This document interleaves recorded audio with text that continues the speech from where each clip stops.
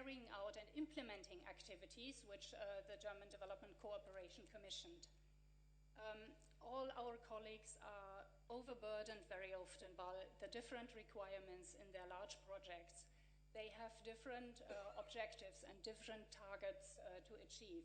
So it is very helpful if they can rely on experienced groups like civil society, NGOs, and DPOs in the implementation. 1 minute. Yes.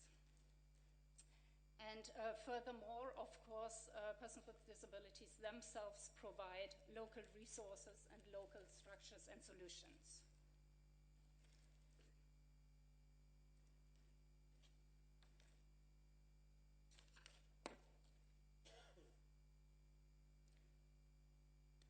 I come to the point evidence. Evidence is key for changing structures towards inclusive development. As you all know, we lack information and we lack data. German Development Cooperation has commissioned applied research projects concerning inclusive social protection on one hand and social education on the other hand, applied in Peru, Tanzania, Malawi, and Guatemala, where NGOs and DPOs had a crucial role in being part of the research consortia. This is just one example where we contributed to the provision of additional data. We are currently looking at measuring the participation and the quality of life of persons with disabilities, as well as developing criteria in order to have a common understanding what inclusiveness means in German development cooperation projects. And this leads me to the outlook for the coming years.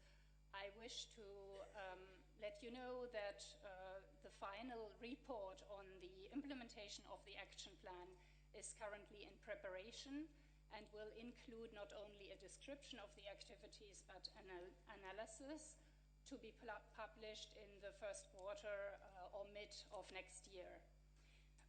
The ministry will commission an external evaluation report, which is being developed in 2016, and which will form the basis for a new, longer-term strategy to be developed for German development cooperation. This goes together with the so-called thematic team.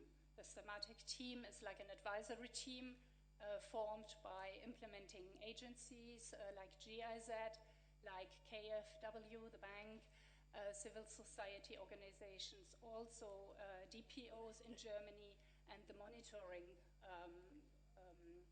focal point at the German National Human Rights Institute. We will exchange with the larger civil society and other stakeholders at roundtable occasions, and the international exchange is crucial for us in order to streamline initiatives in terms of developing indicators, developing criteria, for example, and of course the improved coordination of activities for the realization of inclusion within the process of the 2030 agenda. Thank you.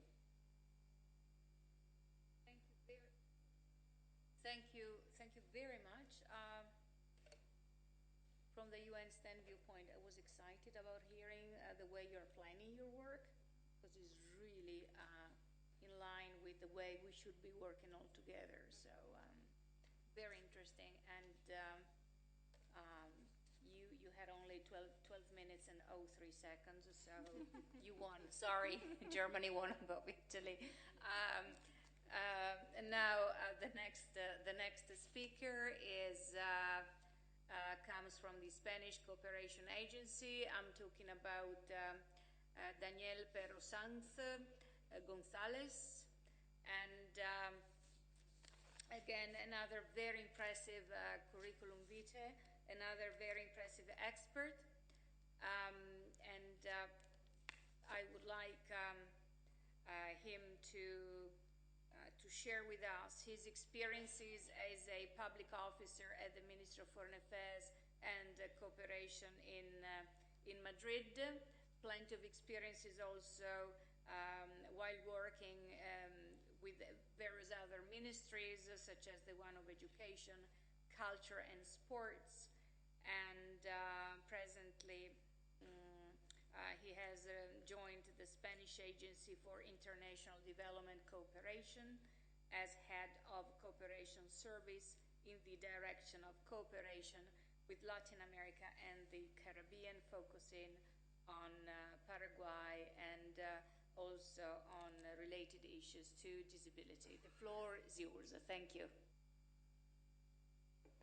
Thank you very much. First of all, I would like to thank the organizers, both the Italian Network on Disability and Development and the Italian Ministry of Foreign Affairs and International Cooperation, for the invitation to this conference and the opportunity to share the view of the Spanish Agency for Cooperation about the present and the future of the inclusion of disability in development cooperation. I think now is a good moment in thinking in disability in cooperation, as far as we are starting a new agenda for development, and we are facing new challenges but also new opportunities to make progress in international field and also in the European Union and in our states, of course. I know that all of you know the new agenda, but I just want to say a few things about the 2030 agenda. The new agenda for sustainable development emphasizes the responsibilities of all states to respect, protect, and promote human rights and fundamental freedom of all without distinction of any kind as to race, color, sex, language, political, or other opinion, including disability. The agenda is people-centered, pledged to leave no one behind, as we were saying, and seeks to ensure, realize, and protect the human rights to all. The final document includes persons with disabilities, if I'm right, in 11 explicit references, but despite the references, some gaps remain, like explicit references to persons with disabilities in health and gender paragraphs, for example. But as Vladimir Cook, the director of the International Disability Alliance, expressed recently in an article, it's necessary to turn the goals from a set of commitments into a set of practical achievements that won't leave persons with disability behind. We must connect them with the Convention of the Rights of Persons with Disabilities, and we need to ensure that the inclusion of persons with disabilities is measured fully and properly through the whole agenda. This is very, very important. Speaking now about the Spain policies, Spain, as you know, has ratified the Convention on the Rights of Persons with Disability and the optional protocol in 2008, and the Spanish laws have been adapted accordingly with a strong commitment for its full implementation in Spain and abroad through international cooperation, development policies, and instruments. The Spanish law on cooperation for development of 1998 was modified in order to adapt to the convention, incorporating a legal mandate to include the protection and respect for human rights, equal opportunities, non-discrimination, and universal accessibility for persons with disabilities. And I think I have to say that and recognize the role of the DPOs in the inclusion of the disability in the most important laws and instruments in Spain. It has been crucial. Another important document is the Spanish Cooperation Master Plan 2013-2016 that includes for the first time a human race-based approach and mainstreaming for people with disabilities in vulnerable conditions. We are revising this document now, and we are starting this project for the next year, and I think it's an opportunity for disability issues, this revision, perhaps also for a specific plan for disability. Let's see what happens. The promotion of the rights of persons with disabilities, of course, is one of the 5 priorities of the human rights Spanish policy. And the work, speaking about the work of the Ministry of Health, the Spanish Disability Strategy is the reference and long-term guideline for the Spanish public policies on disability. The objectives of this strategy are aimed for the intervention in primary policy areas as identified by the European Commission in the European Disability Strategy. And also I have to say that the action plan for the Spanish Disability Strategy establishes that disabilities and universal accessibility must be present in Spain's external action. The objective is to defend the right of persons with disabilities through external action of the state, including development programs.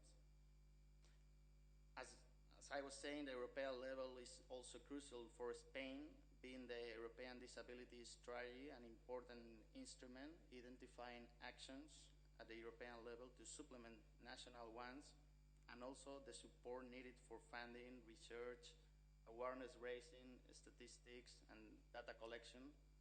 Data collection, I think, is a very, very important, all about data, statistics, the lack of data. This is something very, very important. The European Union and the member state should promote the right of people with disability in their external action, including the neighborhood and development programs. And in that sense, Spain wishes to be a key actor in the inclusion of disability in the development cooperation agenda, and is working not only in the national level but also with the United Nations agencies and also with the European Commission and other actors. Just as an example, I can say that our work, for example, with the UNFPA and with the Spanish cooperation and UNFPA, we are developing a program to strengthen policies that are inclusive, non-discriminatory, based on gender equality, and also focus on the prevention of sexual violence. The program will be developed for 4 years from now to 2018, and will be implemented in collaboration with governments, United Nations agencies, DPOs, so it's very, very inclusive. Also with the European Commission, and as I said, our work is very, very close. First of all, the work that is doing the Directorate General for International Cooperation and Development. Alicia Martin will speak later about the Bridging the Gap initiative that I think is very, very interesting. But also the work with the Unit of Disability Rights of the Directorate General for Employment, Social Affairs, Skills and Labor Mobility. Spanish expertise in inclusive policies and intervention, of course, is mainly focused in Latin America, promoting, for instance, the social inclusion of persons with disabilities and universal accessibility in collaboration with the Spanish Ministry of Health, Social Services and Equality, and also with a collaboration of the agreement seen with the actors for the private sectors. Here, the role of some of the Spanish companies is very, very important. I also want to say that our work with the other cooperating agencies is very close, also with NGOs and DPOs, and it's being reinforced, promoting the dialogue between different actors, including young people, and taking into account what I think is very, very important, and intersectionality, gender, poverty, ethnic origin. To have in mind these different things is very important. I have in mind, we were speaking about the indigenous people and at the beginning of the conference, and I have in mind an anecdote recently in a meeting in Montevideo. We were speaking about the indigenous people, and we were speaking about the role of the internet with these communities, and a representative of indigenous people said, well, perhaps for the indigenous people, we have to focus on the use of the radio, not the internet. So the approach has to be different with different group of people. It's just an anecdote, but I think it's very, very important. And I want to finalize saying that our work with the DPOs in Spain is, I think, is successful, and I can mention the collaboration with the ONCE Foundation for Solidarity with Blind People in Latin America, the Spanish Committee of Representatives of Persons with Disability, and the Spanish Confederation for People with Physical and Organic Disabilities. This is not something new, it's given as a fact that the Spanish cooperation has been working with them for almost, as far as I know, 20 years.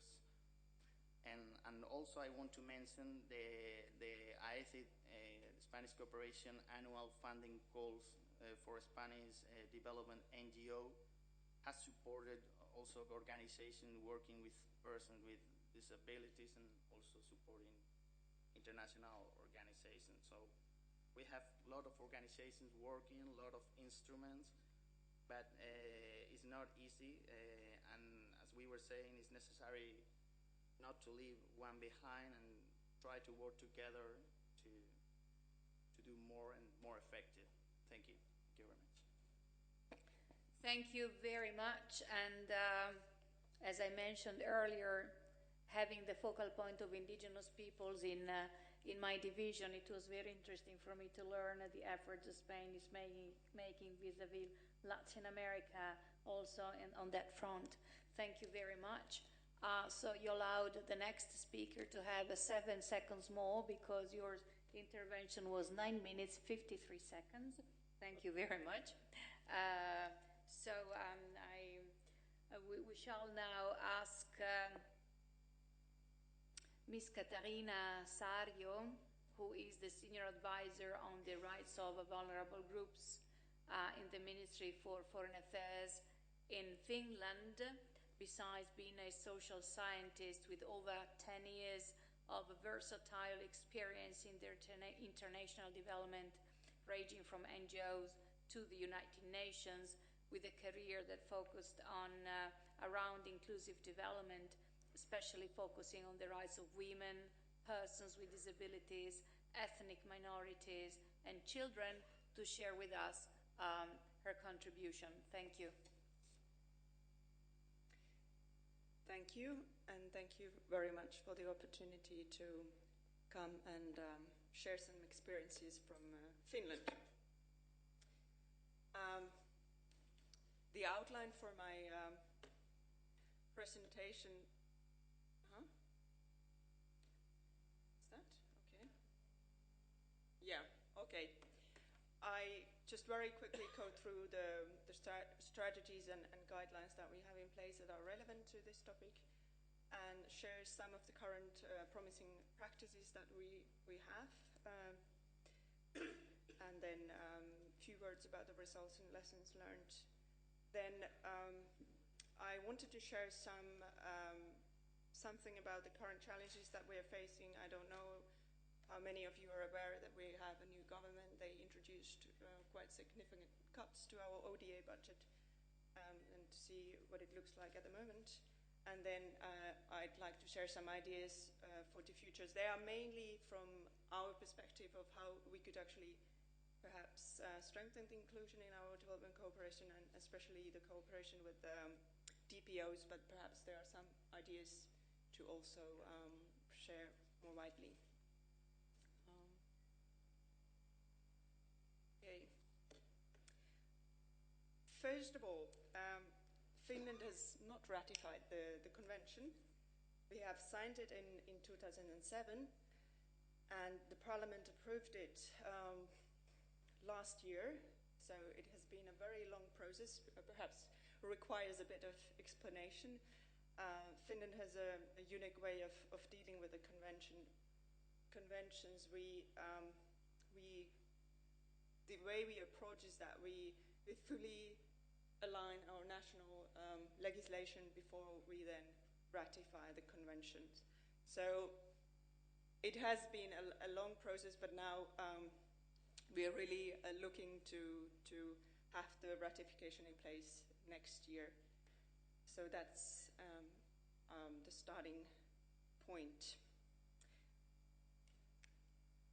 Despite that, I think human rights has been a very central part of our foreign policy for decades, and rights of persons with disabilities are a central part of our human rights policy. And then in our development cooperation policy, the policy that was valid, or is still valid actually until this year, until we get the new policy ready, there was very strong impetus on reducing inequalities, and then promoting inclusive like public services, for example, and then of course the human rights-based approach. That is some sort of an underlying principle to all our development cooperation.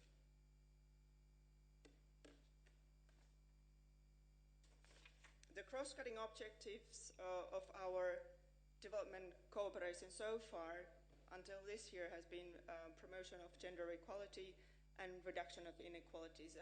And reduction of inequalities specifically by promoting the rights of persons with disabilities, ethnic minorities, indigenous peoples, sexual and gender minorities, children, and persons living with HIV/AIDS. So in my capacity, for example, I'm looking for the rights of all these 6 priority groups. We have 3-track approach, so mainstreaming, targeted approaches, and then as the 3rd track, the policy dialogue. So we have the option of including the promotion of rights of persons with disabilities also in our policy dialogue with the counterparts, national counterparts, or multinational organizations.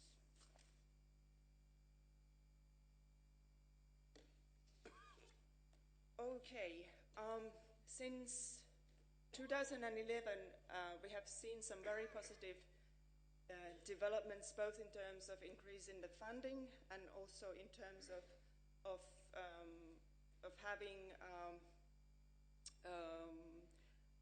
different collaboration models with NGOs and DPOs. And there was it's called like a decision in principle in 2011 that was taken by the Minister for International Development at that time to increase the funding for disability-specific interventions to at least 10 million euros. And we'd reached that. It was a little bit above, actually, 10 million euros last year. And to involve the DPOs in the implementation, we actually channel almost 90% of that amount to our national DPOs. And in this regard, I want to specifically mention Abilis Foundation. We have the representation here today as well. This foundation is a special foundation that was established in the 90s already, when there was a recognition actually in the ministry that the grassroots organizations in developing countries, the DPOs, the small organizations, they have no access to funding, the ministry funding. So that was a solution actually to have that sort of foundation where we can allocate the money, and then the foundation can allocate small grants to small grassroots organizations, which I think is a very good model to actually empower the grassroots actors. Then also since 2011, the ministry has been organizing and calling together some sort of a disability coordination group where we meet twice or thrice a year with NGOs and relevant ministries to share information and experiences on what is going on the disability field internationally and nationally. And then, what else? Okay, I think that's enough from there.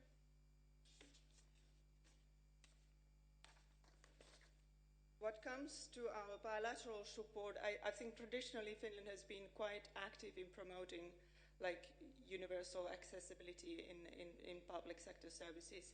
But what comes to disability-specific bilateral cooperation, it has been inclusive education, specifically in Ethiopia, Nepal, and Mozambique. And in some of the countries, we have also embassies that have some sort of a local cooperation fund where they can actually allocate the money to local NGOs. And some of the embassies have actually been very active in actually specifically targeting DPOs with that cooperation money. From our multilateral support, I want to mention that until last year, at least now, I think we are not the biggest funder anymore for the UNPRPD, but we were the biggest donor for that after Australia. And as Ingar mentioned, we also have the support for the African Union Commission. And then a few words about some innovative practices also. We're funding this disability diplomacy initiative that is run by Mr. Kalle Könkkölä, who is also here today. And it's very much his idea of having disabled persons themselves going abroad and meeting with leaders and organizations to promote and advocate for the rights of disabled persons. Few words about the major challenges. Well, I think we're not very unique in this challenge. Mainstreaming has proven to be quite difficult. And for example, from my point of view, when I get proposals for comments, project proposals, it's always the specific, the targeted projects. I very rarely see any mainstream projects that would come for example, my comments or to my desk. I think also in our organization, our systems to track where our contributions are going and what the exact results are not sufficient at the moment. And one or some of the challenges related to that are that we haven't sort of been able to agree on some standards related to the inclusion, and we don't have any markers, for example, to kind of backtrack where the inclusion, so to speak, happened and what was the inclusion of disabilities in each intervention. But there are lots of internal development processes going on, and I share some words of those as well later on. Time over. Okay. No more time at all? 2 minutes, okay. Okay, I go to the challenges and opportunities like this. I said we have a new government, pretty significant cuts.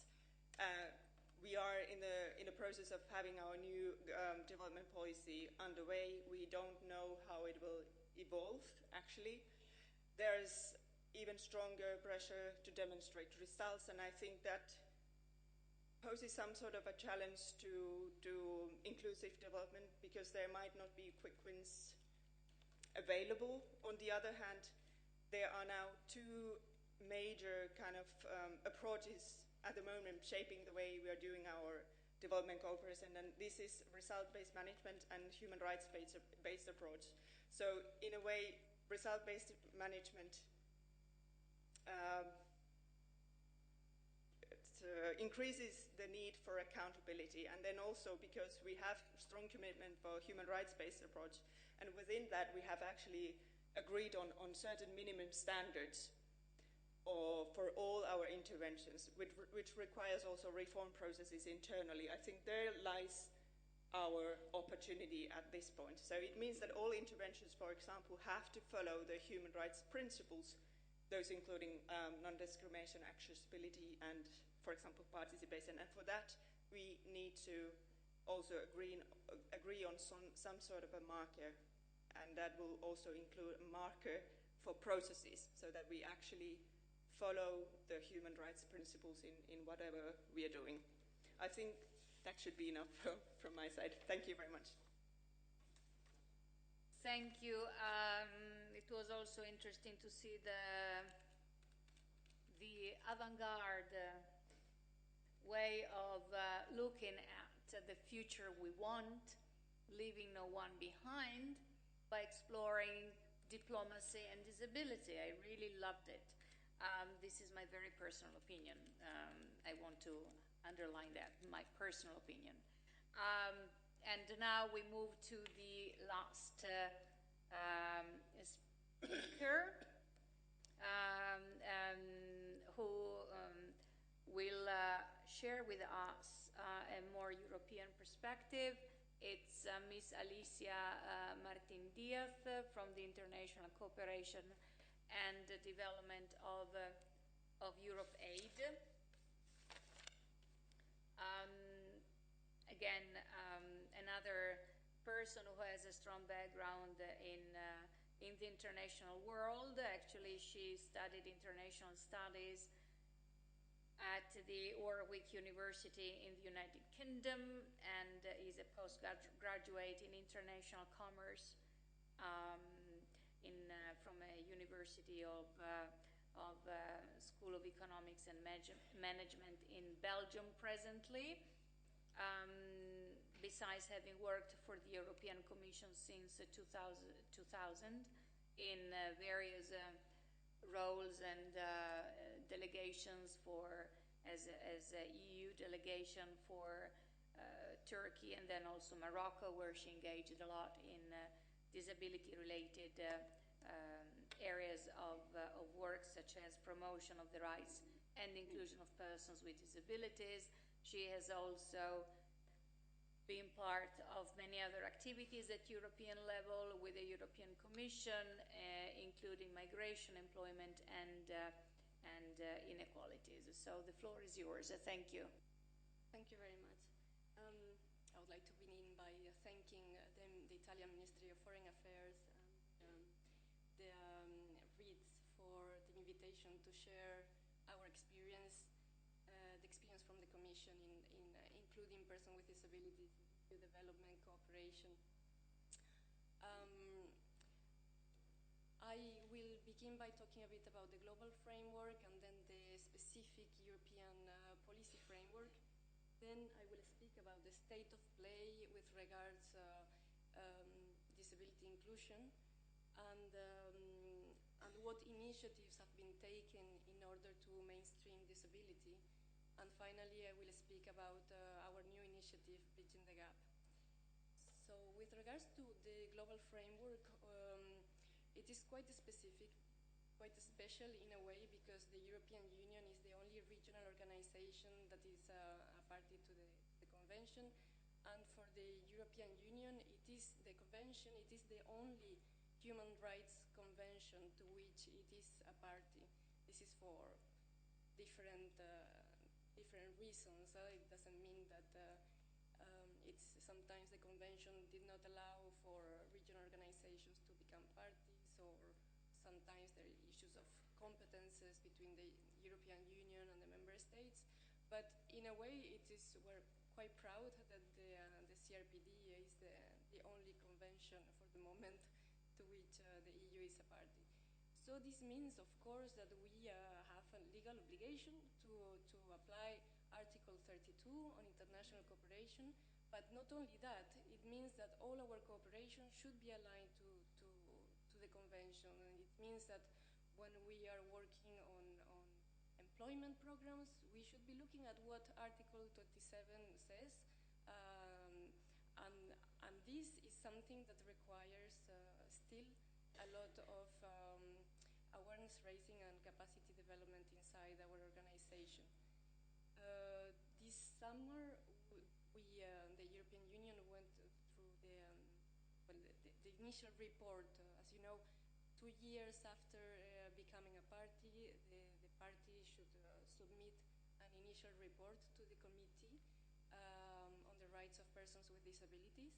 So this summer, the European Union went through this process, and in September there were the concluding observations by the committee, and they were quite interesting in a way. There was an acknowledgement of the progress that has been done so far in terms of including disability in our development cooperation, but also there were very clear requirements in terms of developing a comprehensive policy for disability and development. Also taking a leadership role in terms of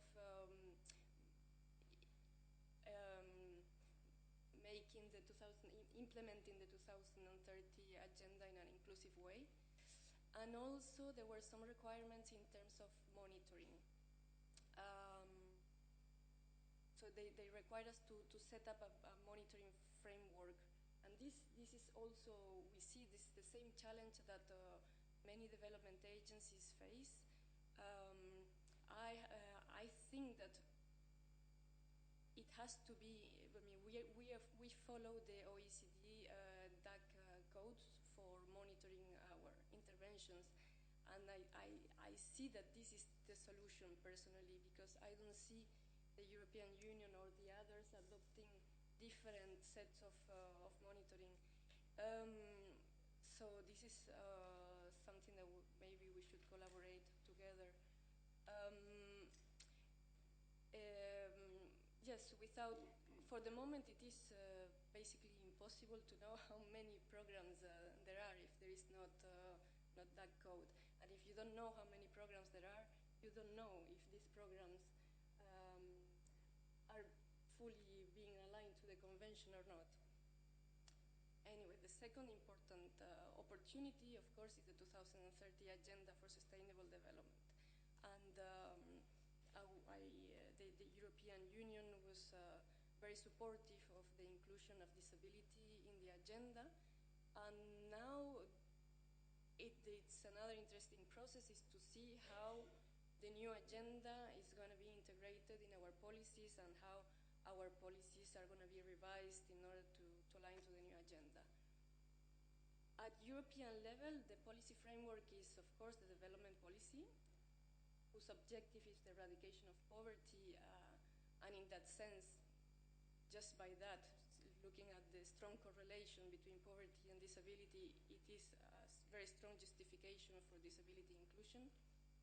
Also to say that development cooperation is an area of shared competence between the European Union and the member states.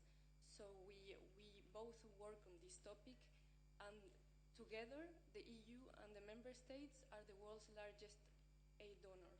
So if our cooperation collectively was fully disability inclusive, we could have a very strong impact. We do not have, as the committee raised, an action plan specifically on disability and development. But in the European Disability Strategy 2010 and 2020, external action is one of the priorities. And there is an action plan that goes until the end of this year with some specific actions where there has been some progress. And finally, there is a new action plan on human rights and democracy, which is also for both EU and the member states. And in this action plan, there is also a part on disability in the area of non-discrimination. And there are some interesting activities that are being foreseen in this action plan. For instance, well, of course, continuing to advocate for the rights of persons with disabilities and so on. But there is, for instance, some action about capacity strengthening of monitoring instruments in our partner countries. So this is new, so we will see how this is implemented.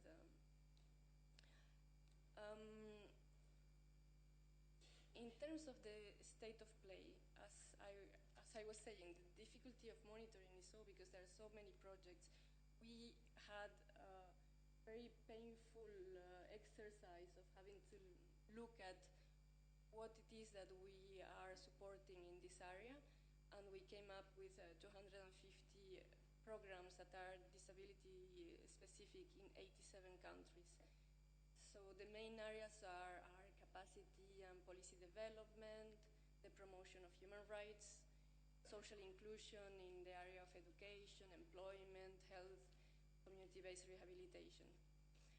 The important thing to say, and this is a big challenge that we have, is that most of these programs are implemented via civil society organizations, which is excellent, of course, but the big part of our cooperation is bilateral cooperation. It is the cooperation that we implement with our partner countries. There are budget supports, there are programs for strengthening the capacity of the different ministries in their different sectors of work. And of course, this is where the big challenge is, because at the end of the day, the ministries in the partner countries are the ones that have the responsibility to care for the needs of persons with disabilities, to include them, so this is where there is the big challenge now. Some example of these specific actions that I was referring to before are, for instance, actions regarding employability in Tanzania or in Lebanon and in many other countries. There were supports for civil society for advocating for the ratification of the convention. We have also supported the Secretariat of the African Decade of Persons with Disabilities in a big programs of awareness raising and capacity development of African DPOs, federation, and governments as well. These are just examples, but of course it would be impossible to give you the whole picture.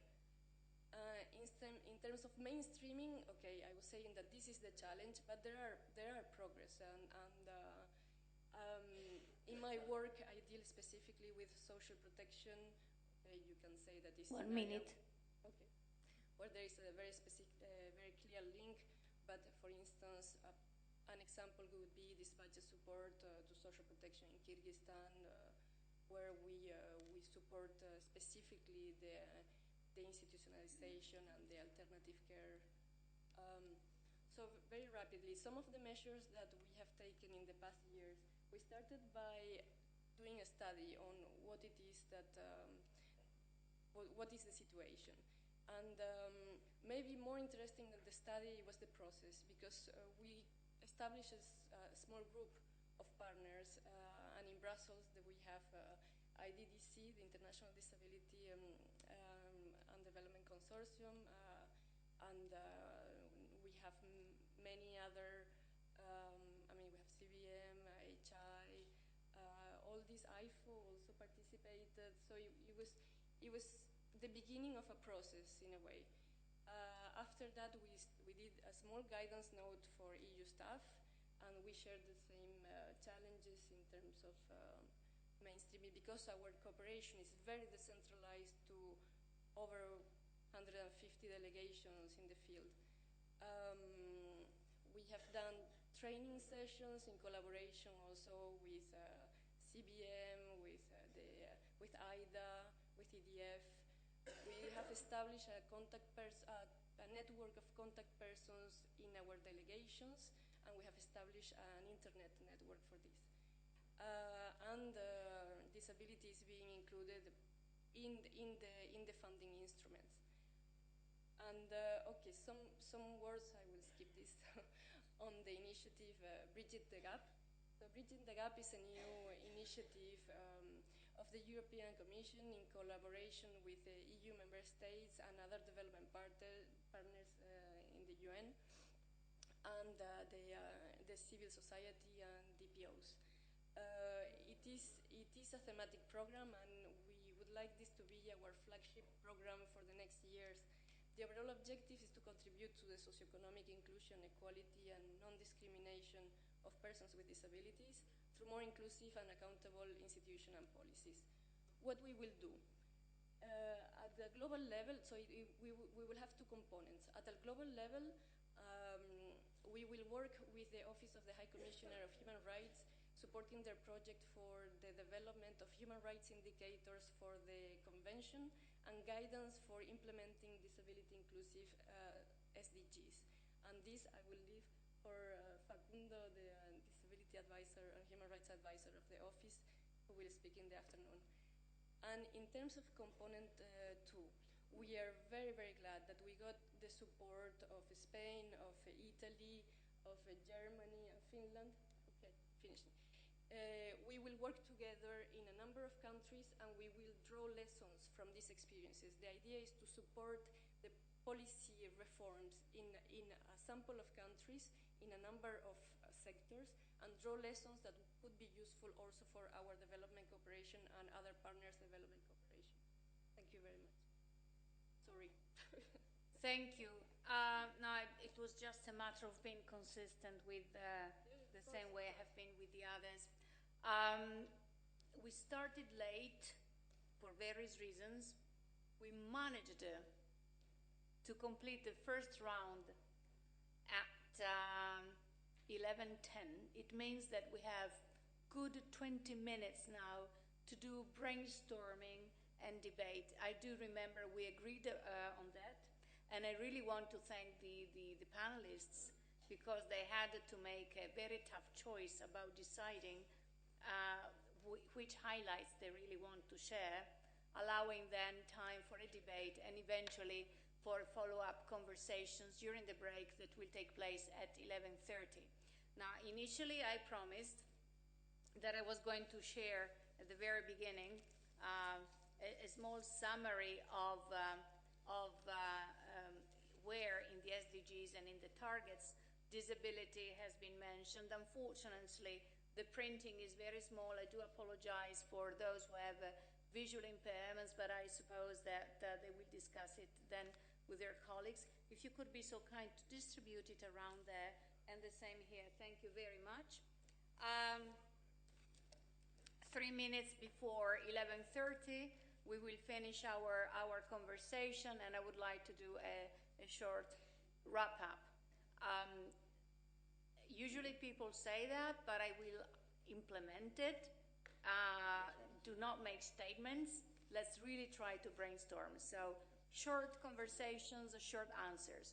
Thank you very much. Now, who has the first curiosity that wants to share or start the ball rolling?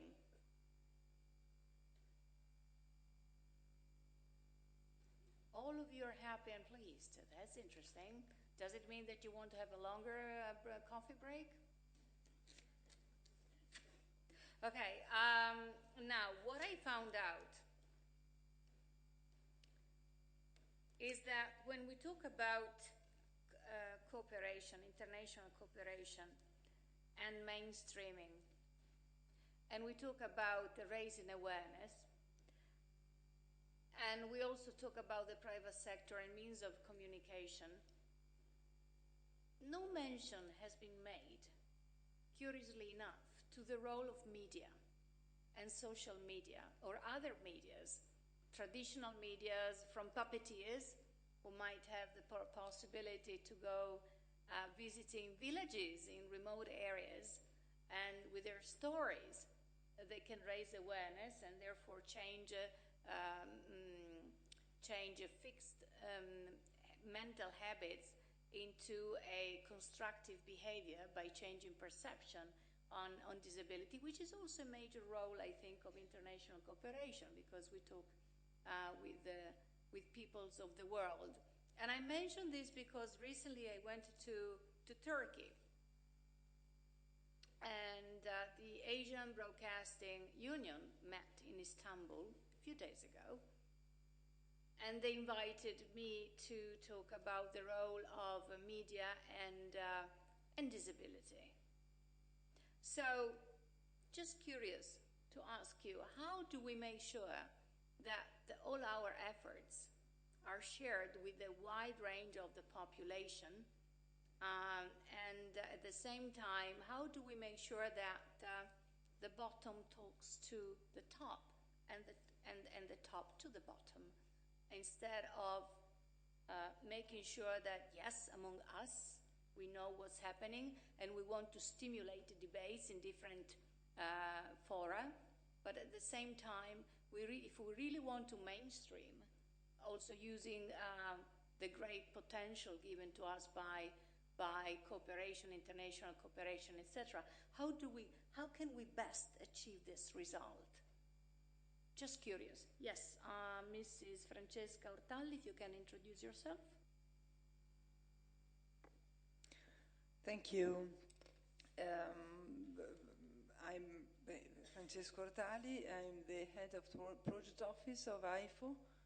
That is one of the members of the Italian network disability. I have two questions. If you ask for brainstorming, so I'm ready. One is for the representative of government of Spain. If it's possible to know something more, it was very interesting the words that you mentioned on the UNFPA policy development. It would be very interesting to have some details. And the other is a question to the Europaid, the representative. Because generally speaking, we know that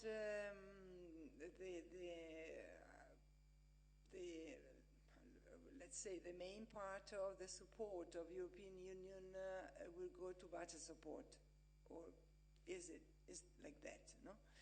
So we would like to understand how you are moving on regarding the indicators that you put in place towards the government or the countries to which you give you agree to give the budget support, because in the field I don't find consistency in this. Thank you.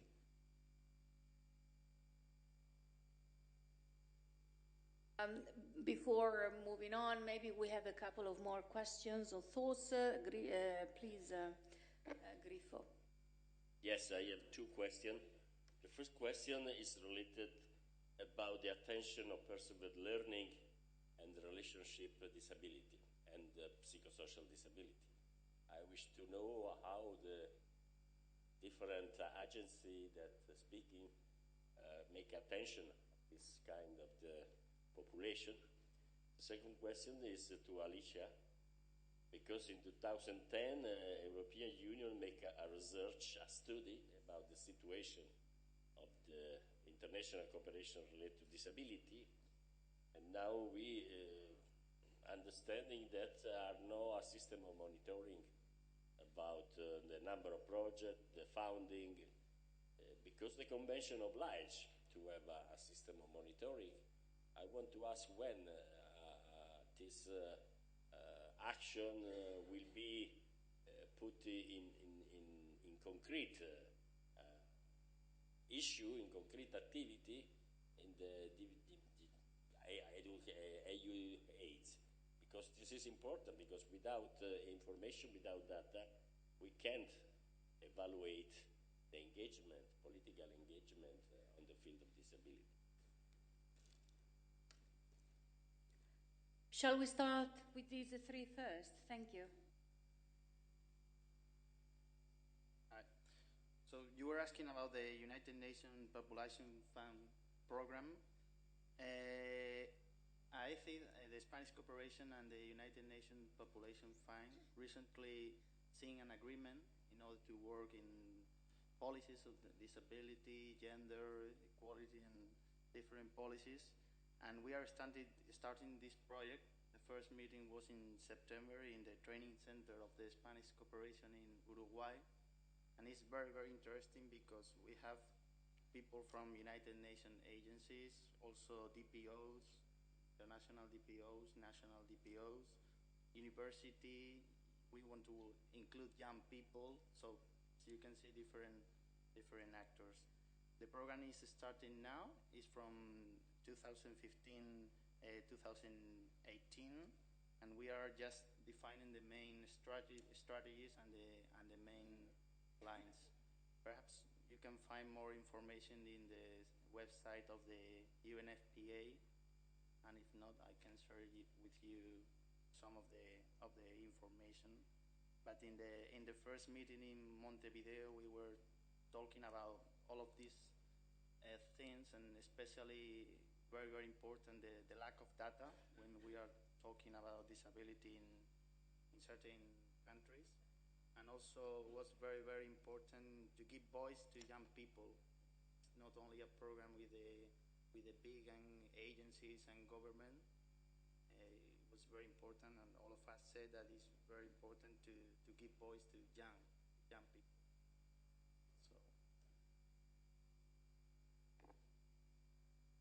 So the question regarding budget support, so that everybody knows what a budget support is it's an aid modality that supports the policy of a country via financially directly to the treasury. So the commission decides to support a certain policy, and the government, the beneficiary country, and the commission agree on a number of indicators, and upon the fulfillment of these indicators, there is the disbursement. The budget support always it's is accompanied by policy dialogue and generally also by technical assistance. The issue of the indicators is complex because there is in the budget support operations, you can only choose a very small number of indicators, and these indicators have to be measurable. You need to have a baseline, and you need to have to be you are based on the national statistical offices and the resources that are provided at country level. So this makes it quite difficult looking at the very poor situation of the data collection on disability statistics in the countries to choose disability indicators. Also makes it very difficult for outcome indicators, at least. What can be done and what is done in some countries, for instance, the budget support operation in Kyrgyzstan, there are some process indicators, and there you can do something. And you can do something also in terms of the policy dialogue, because this is very relevant too, and also in the accompanying technical assistance. But it is true that it is difficult to find outcome indicators. Giampiero, regarding the, I agree. I mean, I fully agree that there needs to be a monitoring system. Now, the challenge is common, and I think that the reply should also, the solution should also be common. There is a way of monitoring that all development partners use, that is the DAC. There are indicators, for instance, on gender equality. Would it not be possible, I'm asking maybe the Italian cooperation, because I know that you have already done some work on this, and maybe in your presentations in the afternoon you will deal with this, but, or somebody else that is more knowledgeable than me in this field. But have there not been discussions on this? In any case, we will have to look at this topic now, because it is an area that was raised by the committee. So we will have to discuss about this at a higher level. Thank you. I think that Mrs. Leonardi would like also to intervene, please. Thank you, Madam Chair. Matilde Leonardi, WCHEC expert on disability.